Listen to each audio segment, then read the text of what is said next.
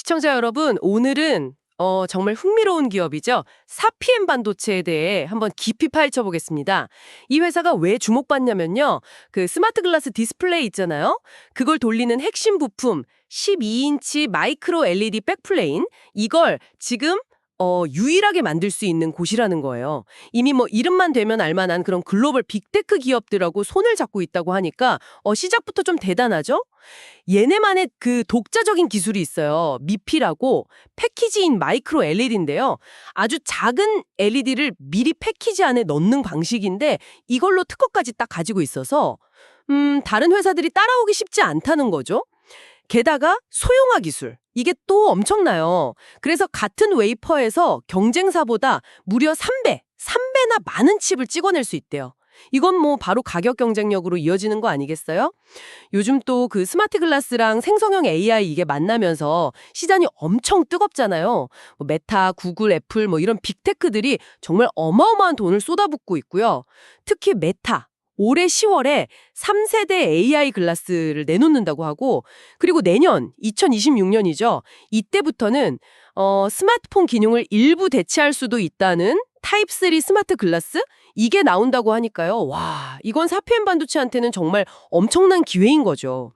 그래서 그런지 이 회사 전망이 아주 밝아요. 2027년부터는 매년 100% 넘게 성장할 거다, 이렇게 보고 있더라고요.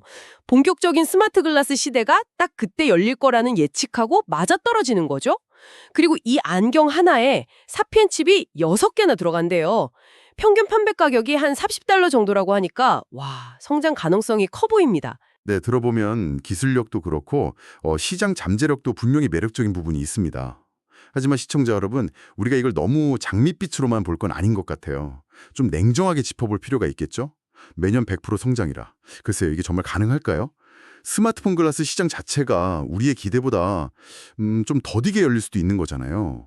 그 가능성을 너무 낮게 보면 안 됩니다. 특히 그 스마트폰 대체까지 얘기 나오는 타입3 글라스. 이건 결국 빅테크 파트너십이 절대적이거든요. 근데 이 관계가 혹시라도 뭐 틀어지거나 아니면 개발이 좀 지연되거나 하면요. 그럼 성장 계획에 바로 큰 차질이 생기는 거죠. 이 부분이 어쩌면 가장 큰 리스크 요인일 수 있습니다. 그리고 당장 내년 2026년 매출 예상치를 보면요. 100억에서 한 150억 원 사이다, 이렇게 얘기하는데 손익분기점, 그 BEP는 200억 원 수준이라고 밝혔어요. 그럼 계산상으로는 내년에도 적자라는 거잖아요. 과연 언제쯤 이익을 내는 구조로 갈 수 있을지 이건 좀 불확실해 보입니다. 지금 당장 매출 구조만 봐도요. 한 70%? 이게 양산품 판매가 아니에요. 그 개발 용역 매출, 흔히 말하는 NRE죠. Non-Recurring Engineering. 이건 뭐랄까, 아직은 사피엔이 자체 제품 판매보다는 고객사 연구 개발 파트너 역할이 더 크다는 뜻이거든요. 정말 안정적인 부품 회사로 크려면 이 양산 매출 비중이 빨리 늘어야 하는데 이 전환이 계획대로 술술 풀릴지는 좀 더 봐야 합니다. 고객사가 개발비를 대주는 대신에 마진을 좀 낮추는 구조도 사실 수익성에는 부담이 될 수 있고요. 또 아까 말씀하신 그 중국 고객사 양산 주문이 있잖아요. 이것도 아직 확정된 게 아니라 예상 수준이라고 하고요.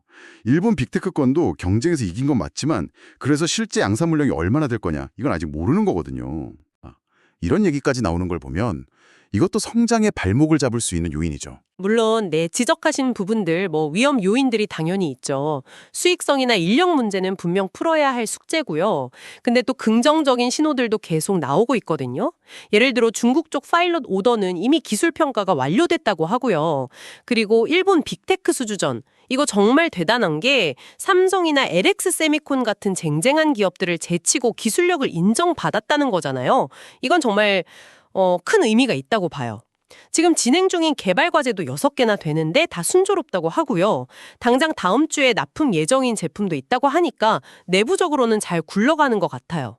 인력 부족 문제도요. 올해 벌써 20명 넘게 뽑았고 내년에도 한 10명 정도 더 뽑을 계획이래요. 그러니까 성장에 미리 대비하고 있는 거죠. 그리고 그 용역 매출 비중 높은 거요. 그건 어떻게 보면 이런 혁신 기술 기업들의 초기 단계 특징일 수도 있어요.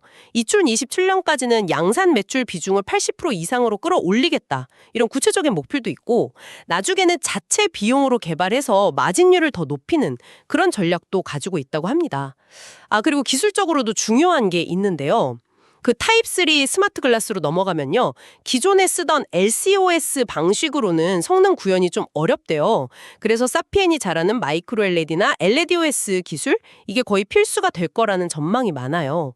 뭐 미국에서는 안경에 보험 적용되는 경우도 있다고 하니 이것도 약간은 대중화에 도움이 될 수도 있고요. 하지만 2030년에 시장이 1억대 규모가 될 거다.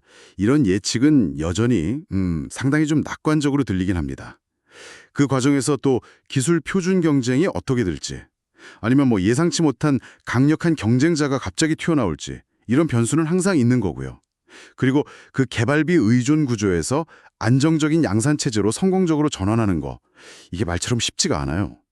동시에 여러 까다로운 빅테크 고객사들 요구 맞춰주면서 생산력 늘리고 품질 관리까지 완벽하게 한다. 이건 정말 어려운 과제입니다.